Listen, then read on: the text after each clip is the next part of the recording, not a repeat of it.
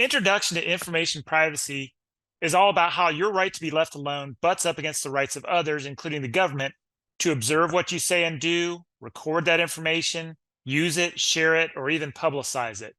In this course, you're going to learn how the law protects information privacy, but perhaps just as important, how in some instances it doesn't because the government wants to protect something else like freedom of the press or national security, the ability of police to fight crime, the ability of internet companies to make money, or just some sort of general public right to know.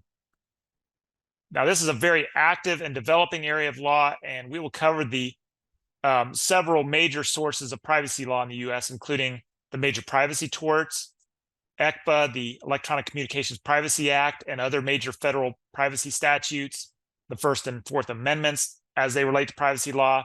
Even state and international law affect privacy law here in the US. The course centers around an excellent series of lectures recorded by Professor Jane Bambauer, who I think it's fair to say is one of the preeminent national experts in privacy law. And I think you'll benefit a lot from her well thought out lectures and her depth of knowledge. Now, this course covers a very actively developing area of law, so I will supplement her lectures in some modules with my own lectures that cover important developments that have occurred since she recorded her lectures. I think this course has something for just about everyone. Certainly, if you're in a profession that deals with information privacy, I think this course is for you, or anybody who's thinking of going into such a profession. And that would certainly include the health professions. Now, this is not a health information privacy course per se, but we do cover a lot of issues that involve healthcare or that could potentially involve healthcare.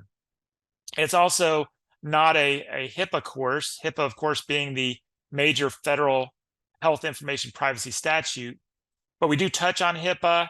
And I think along with the two other courses in the health law and policy program that do go more into depth into HIPAA, this course provides you with a good background, and with those other courses gives you a really solid footing in health information privacy.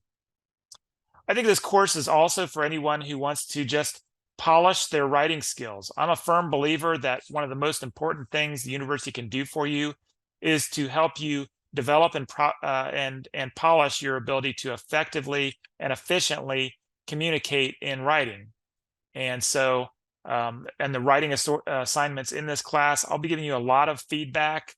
And also, I'm always more than happy to meet with you to share ideas for your writing.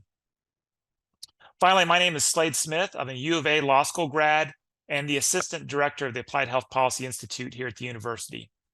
Before I came here, I worked for several years as a law clerk in the Arizona Court of Appeals, where some of the most interesting cases I worked on involved privacy law issues. So if you're at all interested in the subject, I would highly encourage you to take this course.